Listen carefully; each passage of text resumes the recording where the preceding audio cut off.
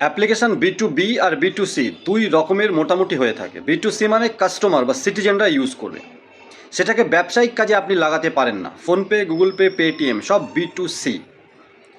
কিছুদিন ধরে কোনো একটা কোম্পানি নাকি এইপিএসের সেটেলমেন্টের পয়সা মোবিকুইক নামে ওয়ালেটে করতে দিচ্ছে, সেখান থেকে আপনারা আলাদা আলাদা ব্যাঙ্ক অ্যাকাউন্টে পয়সা পাঠাচ্ছেন ওয়ালেট থেকে। বন্ধুরা, ওটা পার্সোনাল ইউজের জন্য। মোবিকুইক যে ওয়ালেট সেটা হচ্ছে পার্সোনাল ইউজের জন্য। আপনি যেমন ফোনপে, গুগল পে থেকে করেন, ডাইরেক্ট ব্যাঙ্কের থেকে যায়, আপনি চাইলে ওয়ালেট থেকেও করতে পারেন। আবার মোবিকুইক টাইপের ওয়ালেট থেকেও আপনি ট্রান্সফার করছেন, নিশ্চয়ই সেখানে ফ্রি অফ কস্ট। তো ফ্রি অফ কস্টে ব্যবসা হয় না, চার্জ দেবেন, যার মধ্যে জিএসটি ইনক্লুড। আর সেটা একমাত্র বি2বি পোর্টালে সম্ভব। PhonePe, Google pay, Paytm, MobiKwik টাইপের যে বি2সি পোর্টালগুলো আছে সেখানে একমাত্র মার্চেন্ট কিউআর কোডে আপনি ব্যবসায়িক লেনদেনের পেমেন্ট নিতে পারেন, তাও ক্যাশ দেওয়ার জন্য না। কি প্রোডাক্ট বা সার্ভিস সেল করে 2, 500, 20, 50, 100 আপনি নিতে পারেন।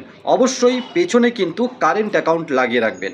সেভিংস অ্যাকাউন্টে ব্যবসায়িক লেনদেন না করবেন, না দেবেন, না পেমেন্ট রিসিভ করবেন, ওটা ব্যবসার জন্য নয়। আর এই সুন্দর কথাটা, সত্য কথাটা বিভিন্ন কোম্পানি বলে না তাদের আইডি বেশি দোকানদারের কাছে পৌঁছানোর জন্য, কিন্তু আমরা সেরকমটা করছি না।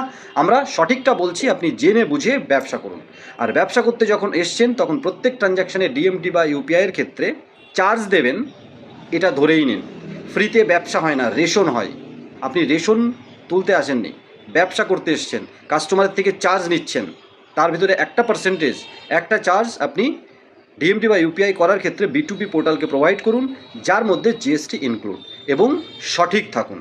আশা করি এই ছোট্ট ভিডিওটার পরে আপনারা আর বি2সি পোর্টালকে নিজের ব্যবহারের জিনিসকে ব্যবসায়িক ভেবে ভুল করবেন না। ব্যবসা করতে হলে বি2বি পোর্টাল ইউজ করুন।